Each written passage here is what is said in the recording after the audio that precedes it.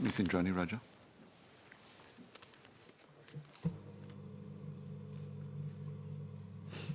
Mr. Chairman, I thank the members who spoke. I will cover three main areas. First, enhancing access to justice. Second, building the legal services sector. And third, extradition. Advancing access to justice is one of my ministry's core missions.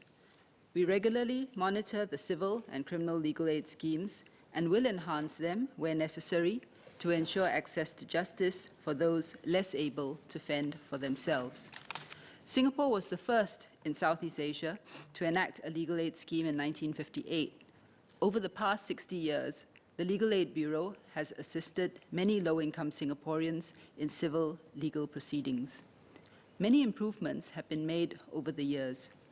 First, we have enhanced LAB's systems and processes to better serve applicants. LAB has gone completely paperless with a new case management system, increasing efficiency by allowing different officers to work on a single file simultaneously. The new system also saves applicants time by allowing them to correspond with LAB and submit relevant documents online. Those who are less IT savvy, such as the elderly, can continue to correspond with LAB by post or in person. Staff at the MinLaw Services Centre also assist the applicants to complete, submit and print online documents and forms if they require help. Second, LAB has established a referral protocol to refer applicants who require non-legal assistance to social agencies and to PAVE, a family violence specialist agency. Likewise, these agencies will refer their clients to LAB for legal assistance where necessary. Such cross-referrals provide better support to the vulnerable and also increases awareness of the aid channels. In one case, a young lady who had been sexually abused by her father sought help from PAVE. PAVE helped her to find shelter and then referred her to LAB to seek a personal protection order, or PPO, against her father. While LAB handled the legal matters, PAVE provided counseling and emotional support. The young lady succeeded in obtaining the personal protection order with the help of PAVE and LAB. Dr. Tan Wu Ming and Mr. Louis Ng asked if we will review our means test so more Singaporeans can be helped. We are doing so and will announce details when ready later this year. Even as we seek to help more, our guiding principle is that our system should assist those with meritorious cases but who really cannot afford a lawyer. Mr. Chen Xiaomao asked if legal aid can be provided for arbitration. Legal aid is provided in respect of matters which may be litigated in court, including related ADR proceedings. However, we don't provide legal aid for arbitration as it is a private, consensual dispute resolution process. Typically, arbitration is used for high-value commercial dispute resolution and involves much higher costs compared to court litigation. We must therefore be careful about extending legal aid to such cases. Nevertheless, there are various existing avenues for individuals to seek assistance and redress. LAB can provide legal advice to an applicant on an arbitration clause in his contract, and, if there are merits to do so, represent the applicant to challenge the arbitration clause or the arbitration award in the courts.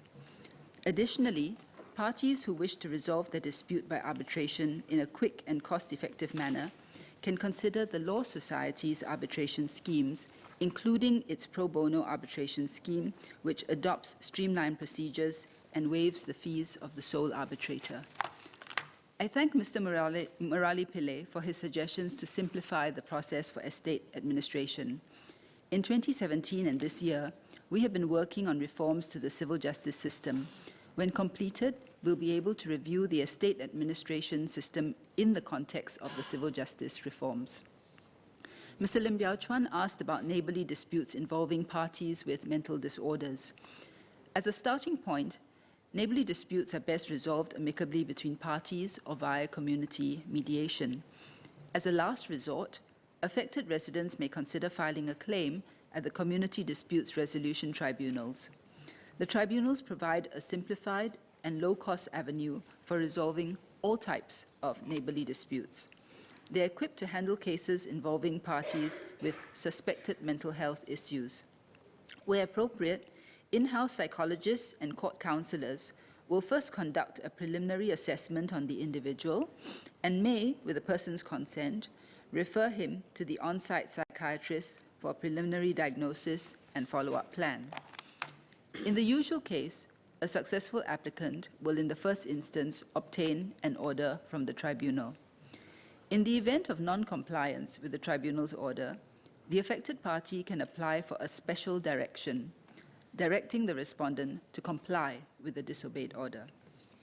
During the application for a special direction, the tribunal may order any person, for example, a family member of the respondent, to enter into a bond. In making this order, the tribunal may impose conditions or give directions to that person. One such direction or condition could be to order a person suspected of mental illness for assessment and/or treatment. If this special direction is further breached without reasonable excuse, the respondent is guilty of an offense, and the criminal court convicting the respondent may make a community order against him. A community order includes a mandatory treatment order. Not all mental health cases need to be dealt with through the courts. Persons with concerns about neighbors with mental health issues who may require assistance can contact the Agency for Integrated Care and its community partners for assistance. If a person is a danger to himself or others by reason of his or her mental disorder, the police can bring the person to IMH for mental health treatment. The person will be warded if assessed to require management in an inpatient setting. I will now touch on criminal legal aid. The Criminal Legal Aid Scheme, or CLAS, is administered by the Law Society with support from the government. CLAS assigns a lawyer to accused persons who have been charged with a crime and who cannot afford to hire a lawyer.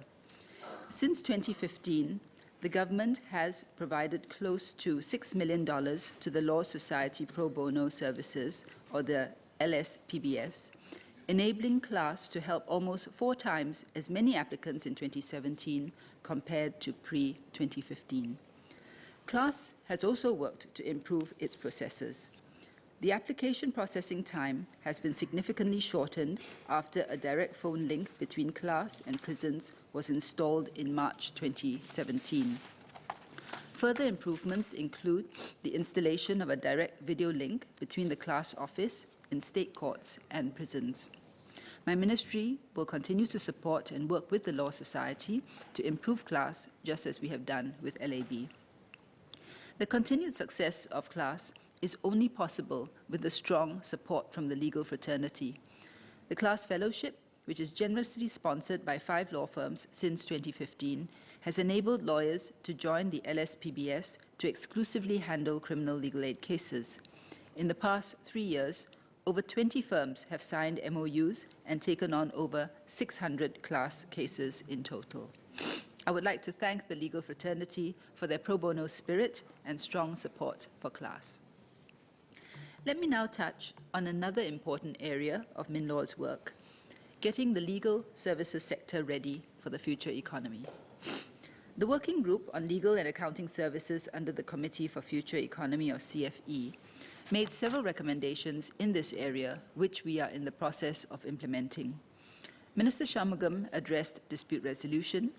I will outline our plans to capture opportunities in restructuring, corporations, intellectual property, and projects and infrastructure. First, restructuring.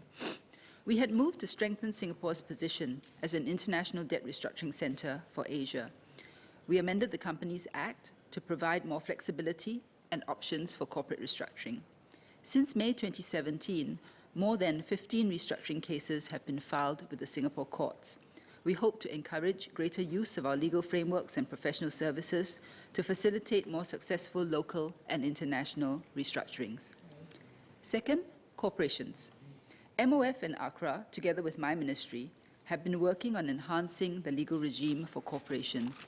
In 2017, MOF introduced a new redomiciliation framework to allow foreign companies to transfer their registration to Singapore. This enables them to pursue substantive economic activities here as Singapore companies while retaining their corporate history. ACRA has also set up the Institute of Corporate Law panel with industry stakeholders to provide feedback on corporate law reforms. With such feedback, ACRA publishes interpretations of specific legislative provisions which reduces commercial ambiguity. Third, intellectual property. We have built a robust infrastructure and a good reputation in IP protection, as Mr. D'Souza noted. Our Patent Office is one of only 20-odd offices in the world that can examine international patent applications under the Patent Cooperation Treaty. We have also established partnerships with more than 30 foreign IP offices to accelerate patent applications filed in their jurisdictions. Last year, we amended the Registered Designs Act and Patents Act to keep pace with technology changes and improve IP protection. The Intellectual Property Office of Singapore, or IPOS, has also taken steps to help businesses realize the full value of their IP. IPOS, with its partners, have designed programs to train professionals for high-value roles in IP management, strategy, and valuation. These include the Masters of IP and Innovation Management at the Singapore University of Social Sciences and the Professional Conversion Program for IP professionals. IPOS IP Academy has also trained more than 4,000 individuals in areas such as IP management and commercialization. In January, IPOS launched the Skills Future Study Award for candidates of IP courses. IPOS also helps businesses develop their IP commercialization know-how. IPOS's IP Value Lab provides consultancy services on IP audit, due diligence, and strategy to help businesses secure investments for growth.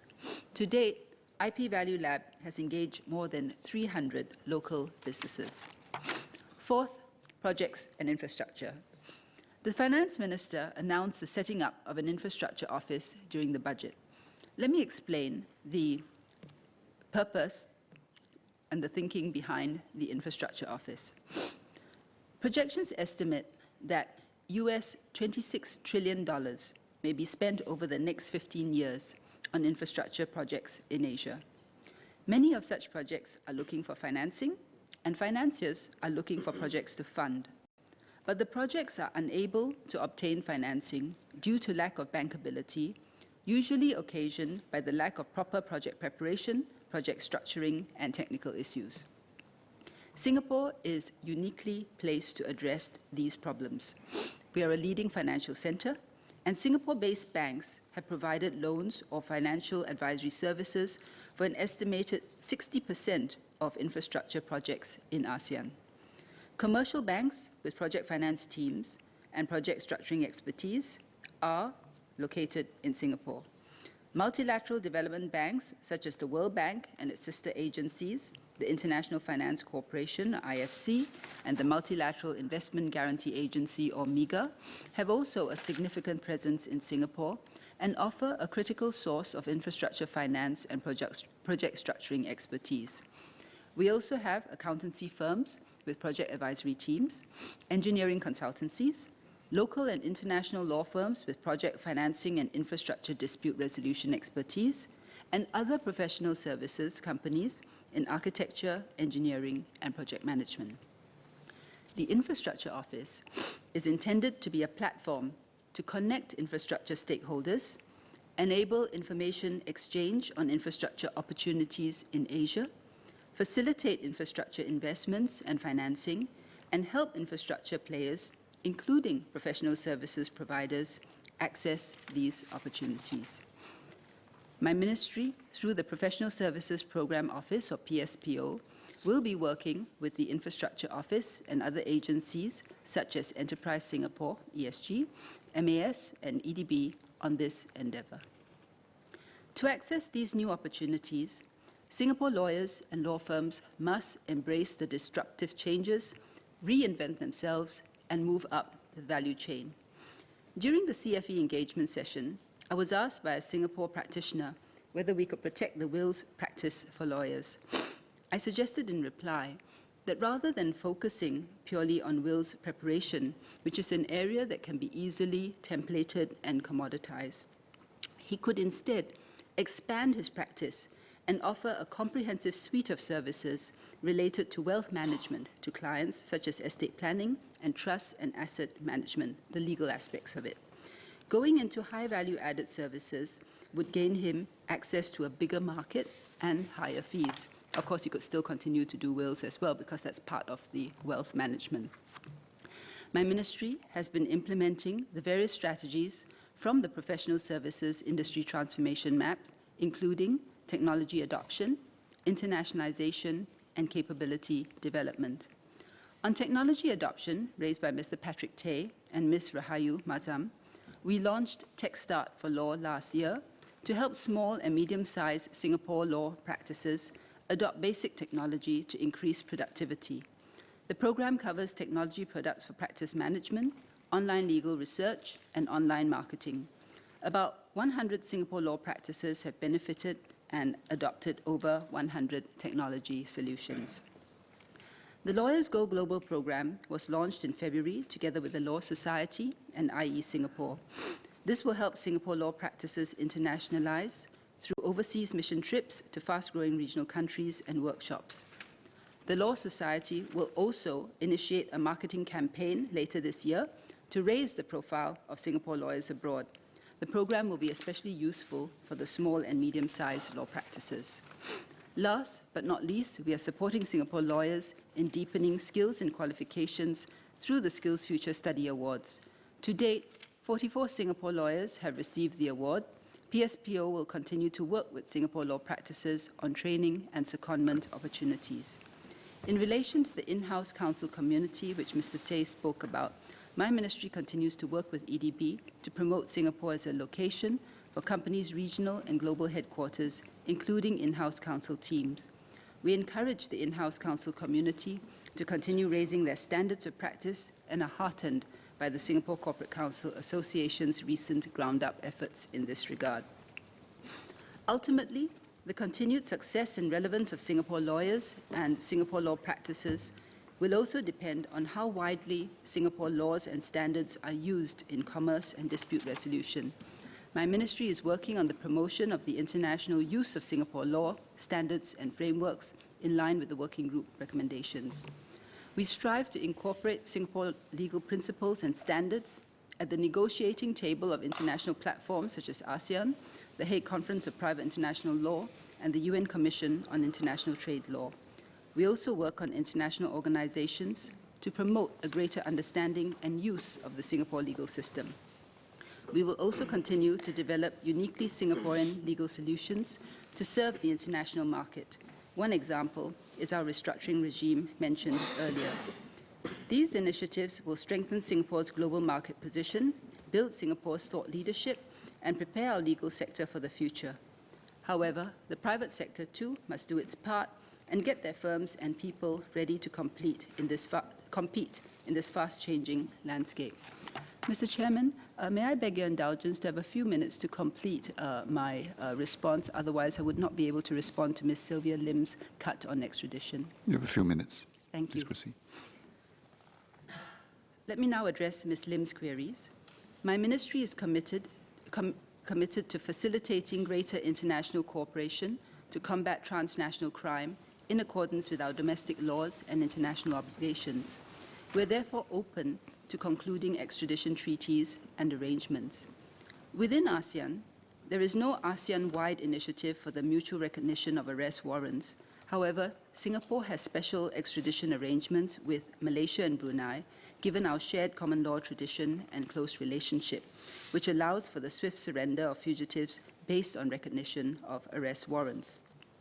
All ASEAN member states, including Singapore, are also members of Interpol, which provides a platform for international law enforcement cooperation. At present, Singapore is actively engaged in negotiations for a model ASEAN treaty, extradition treaty, as Ms. Lim noted. We have achieved significant progress, and like many other ASEAN partners, are hopeful that work on this instrument will be concluded as soon as possible. As Ms. Lim acknowledges, our existing extradition network extends to 43 jurisdictions across the globe, including major jurisdictions such as the US. We've also signed an extradition treaty with Indonesia, which is pending ratification by Indonesia. With regard to expanding our network, It's not just a matter of numbers alone. Negotiating an extradition treaty is not without complexities. As Ms. Lim has noted, relevant considerations include whether such an arrangement would be mutually beneficial for Singapore and the other country, and whether any divergence in legal systems and procedures can be rationalized. Furthermore, extradition is a resource-intensive process. The volume of requests can place a significant burden on our government, agencies, and judicial system. More importantly, an extradition arrangement without adequate protection carries risks to people in Singapore, including our citizens. In summary, we're open to more extradition treaties and arrangements, but will take a careful and considered approach. Thank you, Mr. Chairman.